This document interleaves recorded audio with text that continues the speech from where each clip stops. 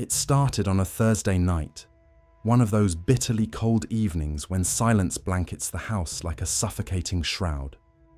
I was home alone, savoring the rare stillness, when a sound broke through, a faint giggle.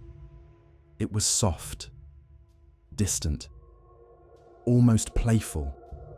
At first I thought it was the television, but no, the screen was black, reflecting only my confused expression. I froze, straining my ears. The sound came again, a childlike chuckle, followed by the mechanical whir of something winding down. My stomach turned cold. That sound. I knew it too well. It was the old clown toy in the attic, one of those vintage wind-up things, with a painted grin that had dulled over the years. But that toy hadn't worked in ages. Hell, it didn't even have a key anymore. Curiosity wrestled with unease, and against better judgment, I climbed up to the attic. Each step creaked louder than the last, my pulse thudding in my ears. When I opened the door, the air was thick, musty, suffocating, and there it was. The clown sat right in the middle of the floor. I blinked hard. I remembered shoving that thing into an old chest years ago. A chill raced down my spine. I backed away slowly, shutting the attic door tight. Maybe I was imagining things. Maybe the cold, the loneliness, and the silence were playing tricks on me. I needed sleep. But as I turned, something else caught my eye. A porcelain doll that belonged to my niece. It was sitting at the end of the hallway. Only, I knew I left it in the guest bedroom. The next night I stayed up. Call it paranoia, or a desperate need for answers. I sat in the living room, every light blazing, heart pounding with every tick of the clock. Hours passed, until it happened. A soft dragging sound echoed from the hallway. My throat tightened. Slowly, I turned my head, and there she was, the porcelain doll, closer this time. Jesus Christ, I whispered, my voice cracking. I stood up, inching toward it. The air felt colder near the doll, as if it radiated a chill. My breath fogged. Before I could reach down, the silence shattered. A loud clank from the kitchen. I jumped, every muscle tensing. With shaking hands, I forced myself to look. The toy train, broken for years, was running along the tiles, its rusted wheels screeching. By the third night, I hadn't slept. I couldn't. Every creak, every whisper of sound sent my nerves into overdrive. I started recording everything, my phone set to capture every second of the night. And still, the toys moved. Every morning, I found them in places I swore they hadn't been. The stuffed bear at the foot of my bed, the clown on the stairs, the doll, always staring. I tried locking them away. I threw the porcelain doll into the shed, slammed the door, and locked it. But when I turned around, God, I swear, she was sitting right there on the porch swing. My knees buckled. This can't be happening, I whispered, tears stinging my eyes. This just can't. But it was, and it was only getting worse. I broke. I started talking desperately, asking anyone if they'd heard of something like this. A neighbor, Mrs. Callahan, gave me a look I won't forget, pale, wide-eyed. "Your house," she whispered. "I remember something. Years ago, a little girl died there. An accident, choked, on a toy." The words hit like a punch to the gut. Suddenly, everything made sense. The giggles, the moving toys, the suffocating cold.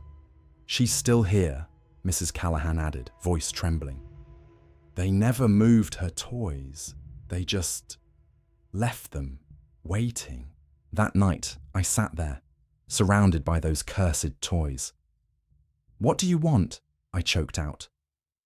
My voice echoed through the house, swallowed by the darkness. For the first time, there was an answer, A soft, almost inaudible whisper. Play. With me. Tears streamed down my face. The air grew heavier, pressing down until I could barely breathe. I felt a tiny, cold hand brush my arm. I bolted. I don't remember how I made it outside, but there I was, gasping for air, staring back at the house that no longer felt like mine. I left that night. I couldn't stay another second.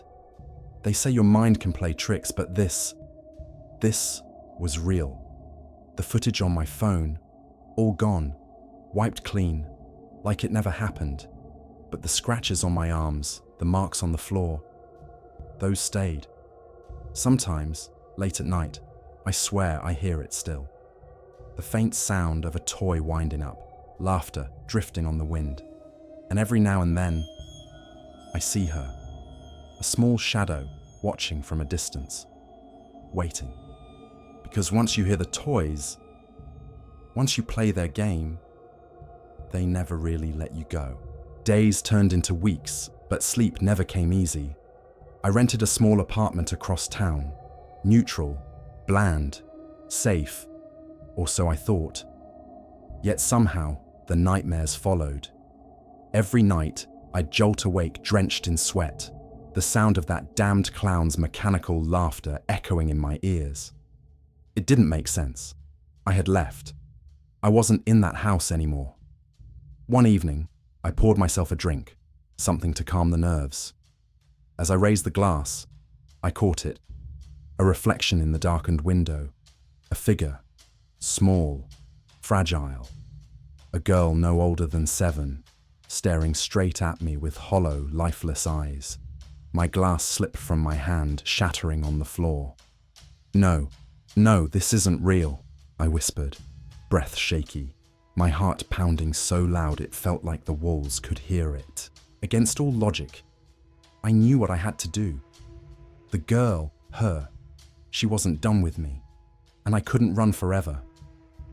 So, on a grey, miserable morning, I drove back to that cursed house. The air was heavier than I remembered. Even the trees seemed to lean inward, suffocating the structure. The front door creaked open before I touched it. An invitation, or a trap. Inside, everything was exactly where I left it. Dust hung in the air like fine mist, catching the weak sunlight in eerie patterns. But something was wrong. I could feel it. The toys, they weren't where I last saw them. The clown was gone. The doll vanished. "All right, I'm here," I called out, my voice cracking under the weight of fear. "What do you want from me?" Silence. And then, the unmistakable sound of a marble rolling across wood. Following the sound, I was led to the basement, a place I swore I'd never step foot in again. The door creaked open slowly, the darkness below swallowing all light. I grabbed a flashlight, its weak beam trembling like my hands. Step by step, I descended. In the corner, there it was. A small wooden chest, half rotted and covered in cobwebs. I knew, without a doubt, that's where it all started. My stomach turned as I pried it open. Inside, a collection of old, forgotten toys, each one somehow more sinister now. And resting atop them, a tiny faded photograph. A little girl, pale hair, wide eyes. The same face I'd seen in the reflection. Written on the back, in shaky handwriting, "Emily, forever 7. "Emily!" I whispered, the name tasting bitter on my tongue. "I'm sorry. I didn't know." My words felt useless, hollow. The air around me grew colder, and then, without warning, the clown sprang to life. Its head spun, the painted grin wider, more grotesque. "Play, play, play," it chanted. "I can't," I screamed, voice breaking. "I can't keep doing this. What do you want from me?" And then came the softest of whispers, right against my ear. "Find my toy." My blood turned to ice. "What toy, Emily?" I gasped. "What are you missing?" A sudden memory flashed, Mrs. Callahan's words. She choked. "On a toy." It wasn't here. It had been taken. That's why she couldn't rest. Frantic, I tore through every box, every drawer. Hours passed. Dust caked my throat. Sweat stung my eyes. Finally, buried deep in a corner of the attic, I found it. A tiny red rubber ball, worn and brittle. The kind of toy a child could easily swallow. My hands trembled as I held it, a wave of sorrow crashing over me. This was it, wasn't it? The air shifted. The weight on my chest lifted, just a little. "I'm so sorry, Emily," I whispered, cradling the ball like it was the most fragile thing in the world. "You can let go now. You don't have to stay." For the first time, I felt it. A warmth, like a hand brushing my cheek. And then, silence.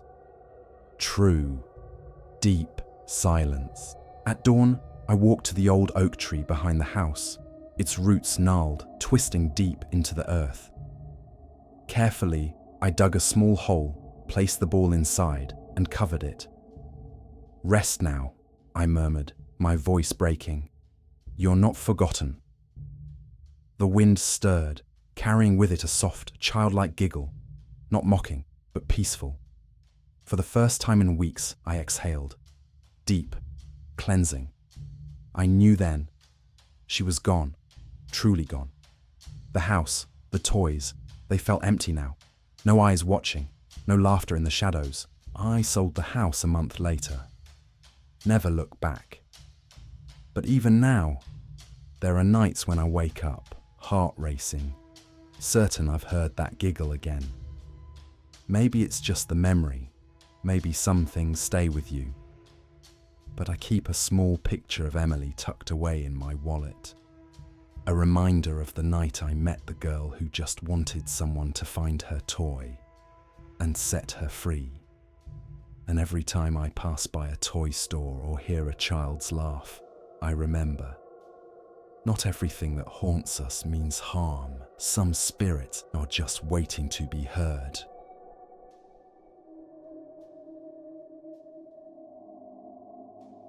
It was supposed to be an ordinary evening.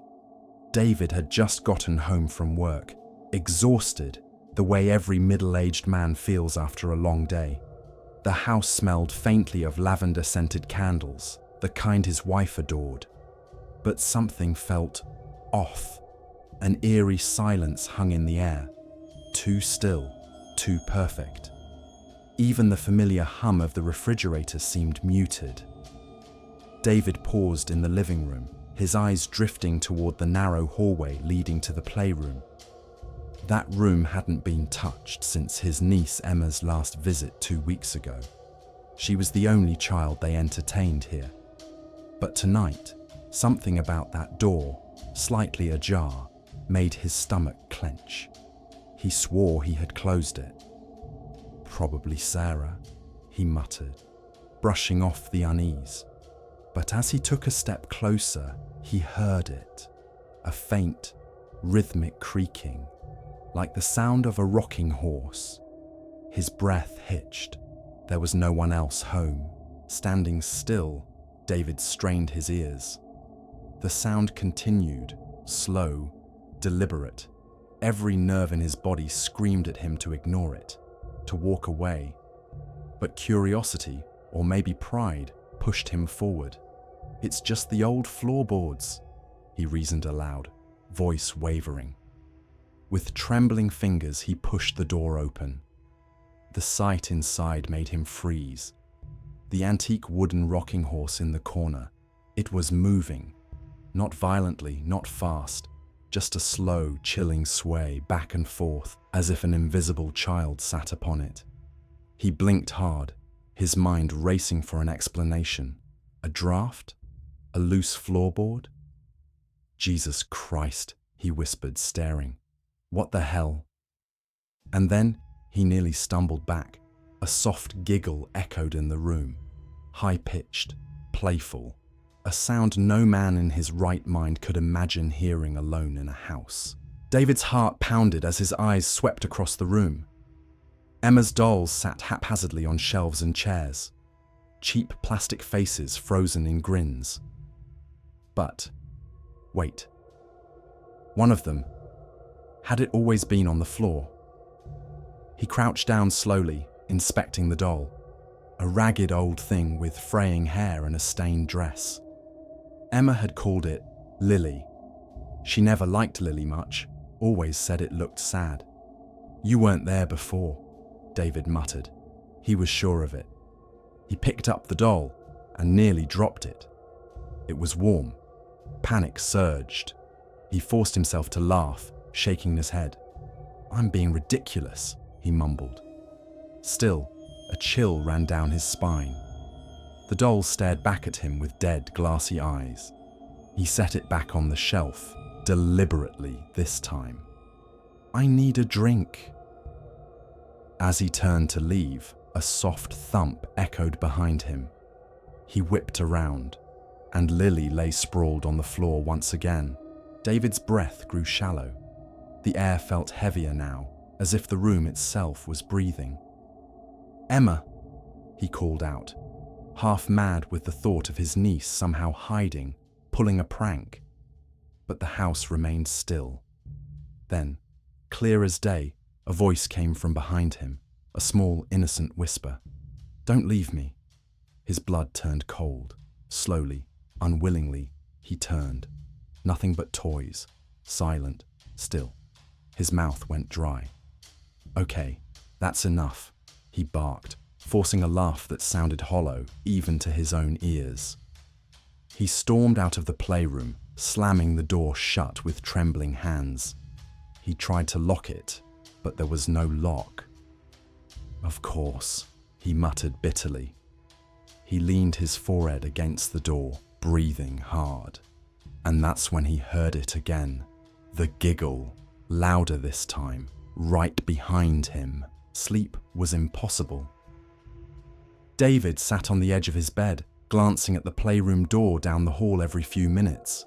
Sarah would be home soon, he told himself. He wasn't crazy, he was just tired. Work stress maybe. But deep down, he knew what he'd seen and heard. The house creaked unnaturally. Shadows seemed to stretch longer than they should. Every sound, every tick of the clock, scraped against his nerves.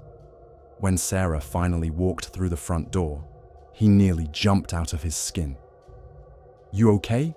she asked, eyeing his pale face. He forced a weak smile. Yeah, just a weird day." But even as they settled in for the night, he could hear it, barely audible, the sound of a wooden rocker, slowly moving back and forth. The next morning, David avoided the playroom altogether. He wasn't ready to face it again, not alone. But it was Sarah who brought it up first. "Hey, did you move Lily last night?" she asked over coffee. David froze. "What?" "The doll, Emma's doll. It was on our bed this morning." The mug slipped from his hands and shattered on the floor. Sarah flinched. "Jesus, David, what the hell is wrong with you?" "I didn't touch that thing," he growled, shaking now. "I swear to God, Sarah, something's wrong with that room." Sarah's smile faltered. "You're scaring me." "You should be," he whispered. By evening, David couldn't take it anymore. He decided to throw Lily away. Trash bag, tied tight, dumped in the outside bin. Done. He felt better almost instantly, convincing himself it was all in his head. But that night, as they crawled into bed, Sarah screamed. There, sitting at the foot of their bed, was Lily. The same blank stare, the same torn dress. Dirt and grime still clinging to its plastic hands. David recoiled. "Impossible! I threw you out! I... His voice broke. For the first time in his adult life, real fear clawed at his throat. "We need help, Sarah." Sarah could only nod, wide-eyed and trembling. Sarah's smile faltered. "You're scaring me." "You should be," he whispered. They called a local priest, Father Jensen. The man listened, skeptically at first, but the dread in their voices was undeniable. He agreed to come. The moment Father Jensen stepped inside the playroom, the air turned ice cold. "Something's here," he whispered. He began to pray, his voice steady. Then it happened, all at once. The dolls flew off the shelves. The rocking horse crashed against the wall. A deafening shriek filled the air. David grabbed Sarah, shielding her as best as he could. Father Jensen forced the final words from his mouth, his face drenched in sweat. Then silence. The air lightened. The room stilled. It's been weeks now. The playroom is locked. New locks. Heavy ones. Neither David nor Sarah go near it. Emma isn't allowed to visit anymore. They told her the room was broken, but sometimes, late at night, David swears he hears it. That soft creaking, the wooden horse. And once, just once, he woke up to find Lily sitting on the windowsill, staring out into the night. Sarah made him burn the doll, watched it turn to ash, but deep down, David knows. Some things don't burn. Not really. Because when the wind is just right, carrying the sound through the cracks of their home, he still hears it. The giggle. David barely slept. The days felt hollow, the nights longer. But there was something else. A nagging pull, deep in his gut. It wasn't over. He felt it every time he passed that hallway. One evening, while Sarah was out visiting her sister, David did what he swore he never would. He unlocked the playroom. The air hit him like a fist, cold, damp, metallic. The room smelled of earth, decay, like something buried long ago. But worse, the walls. The paint was peeling, revealing something beneath. Faint, almost like carvings, symbols scratched into the wood. How had he never seen this before? David stumbled forward, drawn to the darkest corner. The wooden floor groaned under his weight, and that's when he saw it. Fresh scratches, long and deep, like something had clawed its way up from beneath. His throat tightened as he crouched, brushing dust away. There, buried under the floorboards, was a small, rusted tin box. His fingers trembled as he pried it open. Inside, photographs, old, black and white, children, dozens of them, each one pale, wide-eyed, expressionless, and in every single photo behind the children, hidden in shadows, stood Lily, the same doll, always there, watching. A piece of brittle paper fell from the box, faded ink scrawled across it. She chooses. She stays. She waits. David's body went rigid. "No," he whispered. "No, no, no!" Panic erupted inside him. He bolted upright, only to see Lily sitting in the doorway, grinning. "I burned you!" David gasped. His chest ached, breath coming in sharp, shallow bursts. The doll blinked, and then he saw them, shadows creeping across the walls, small figures giggling, crawling. The air grew heavy, suffocating. He stumbled back, tripping over the tin box. The children were here.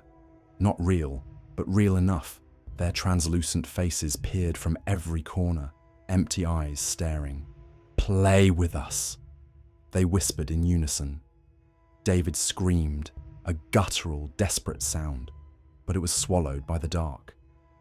The playroom pulsed like a living thing, the walls warping, the ceiling bleeding shadows. Lily stood now, life-sized, her stitched mouth twisting into a grin. "You shouldn't have come back," she whispered. David tried to run, but hands, small, cold, grabbed his ankles, pulling him down. "Sarah!" he choked out, voice breaking. But she was gone. He was alone. Only the laughter remained. And as the door creaked shut, the last thing David saw was the rocking horse, moving on its own. Weeks passed. Neighbors noticed Sarah pacing the driveway, calling David's name. The police came. They searched every inch. But David was never found. The playroom door was sealed. Yet late at night, some swear they see a light flicker in that window. Others say they hear it, faint, childlike laughter carried by the wind. The house was sold, cheap. A young family moved in, bringing their little girl. She loved dolls, especially the one she found in the attic. Ragged dress, glassy eyes. Her parents never bought her that doll, but it doesn't matter, because now it plays with her.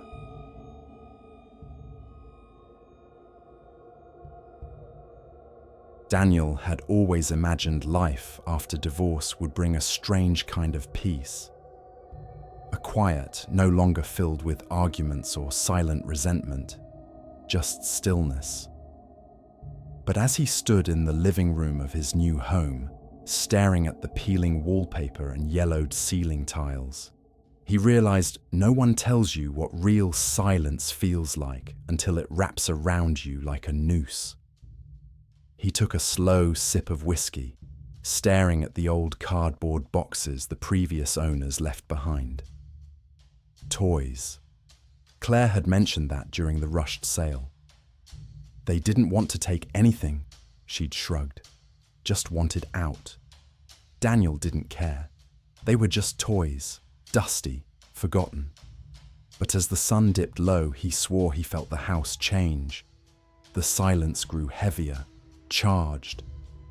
And then that faint clicking sound, rhythmic, familiar, deliberate.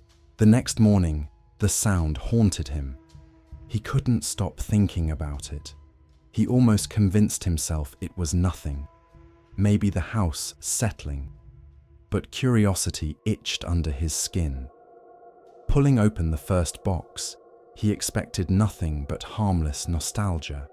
But it wasn't nostalgia that greeted him. It was a wooden jack-in-the-box, its surface faded, the paint worn thin. A wave of unease settled over him. He sat staring at the crank, hands trembling. Why? It's a toy. Just a goddamn toy. Slowly, he turned the handle. The tune creaked out, dragging through the air like nails on a chalkboard. The clown burst forth, its eyes glassy, too human, staring directly into him. Why did that make my stomach turn? He thought bitterly, wiping sweat from his brow. I'm 45, afraid of a toy. Yet the way it smiled, it wasn't right. That crooked hand-painted grin looked more like a sneer. He pushed it aside, but its gaze clung to him long after he left the room. Sleep didn't come easy. Daniel's mind kept circling back to that grin, those lifeless glass eyes. Around 3 a.m., a noise jerked him awake. Laughter. A child's laughter. Cold, creeping dread curled in his chest. He sat up, pulse roaring in his ears. It's just a dream. Jesus, get a grip, Dan. But there it was again, faint, playful, from the spare room. Dragging himself toward the door, every step felt like wading through water. The door was ajar. Had it been open? He couldn't remember. As he pushed it, the scene inside made his blood run cold. The jack-in-the-box sat open, facing him. Around it, wooden puzzle pieces formed a perfect circle. How? How does this happen? He wiped his face, trying to rationalize. Animals? Draft. Christ, I'm losing it. But deep down, something primitive, something ancient, whispered the truth. This wasn't natural. Morning came like a blessing, but the house stayed wrong. Every shadow too dark, every corner too quiet. Daniel grabbed the toys, stuffed them into garbage bags, and set them by the door. "I'll donate them. Hell, I'll burn them." But fear still gnawed at him. Then his phone buzzed, a notification. "Motion detected in spare room. Baby monitor app." Daniel blinked hard. "What? I don't have a monitor." Hands trembling, he opened it. The screen flickered to life. Grainy black and white footage of the spare room. Empty, then movement. The clown's head turned.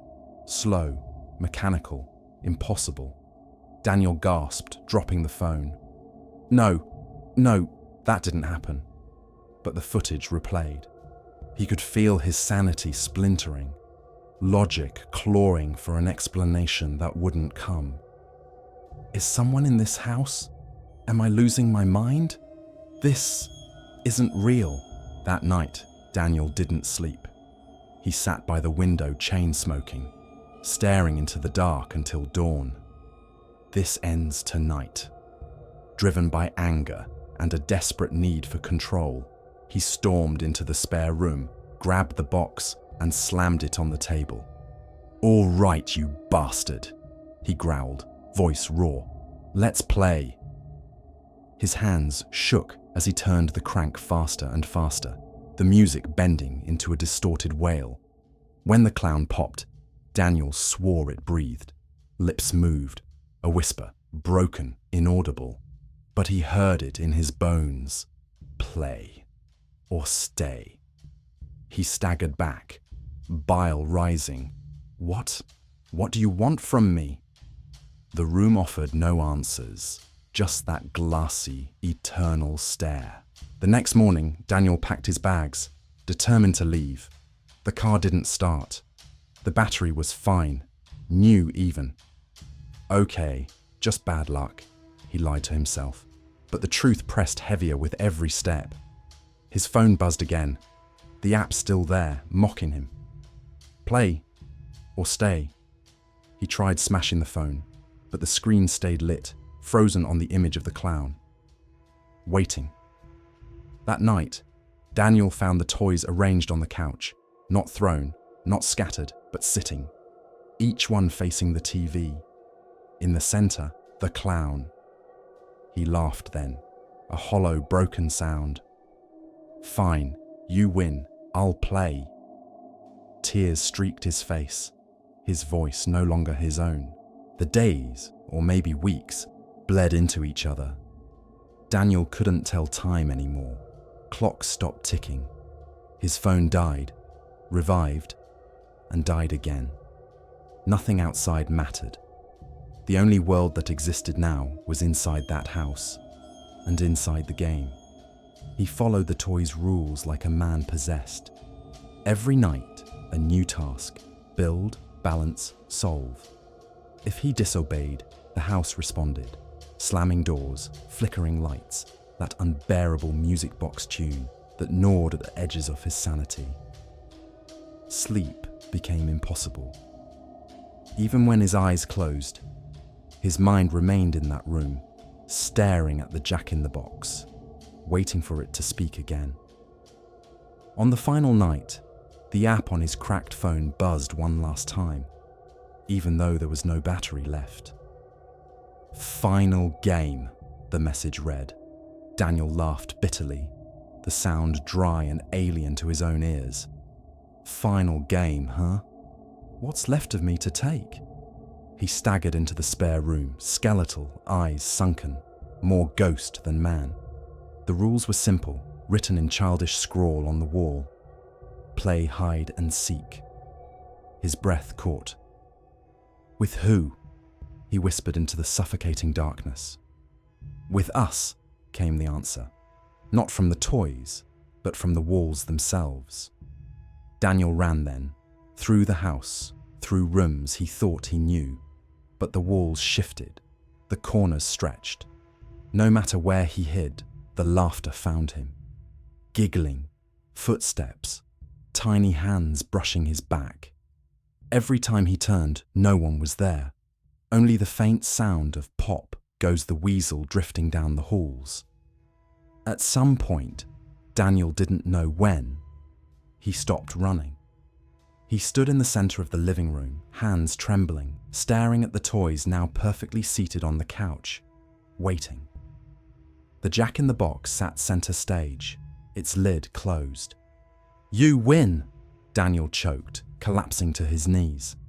"I'm done." The lid creaked open slowly, the clown rising with that grotesque smile. And this time, Daniel heard it clear as day. "Stay." The next morning, the house was silent. Weeks later, the realtor broke in. The house was pristine. No blood, no struggle, no Daniel, only his clothes, neatly folded on the couch, and the toys, all of them sitting in a circle, their glass eyes gleaming, watching.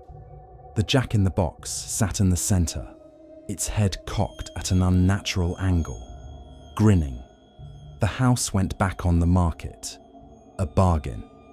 A man named Robert bought it a month later. As he carried the first box inside, his phone vibrated. "Welcome to the quiet game,"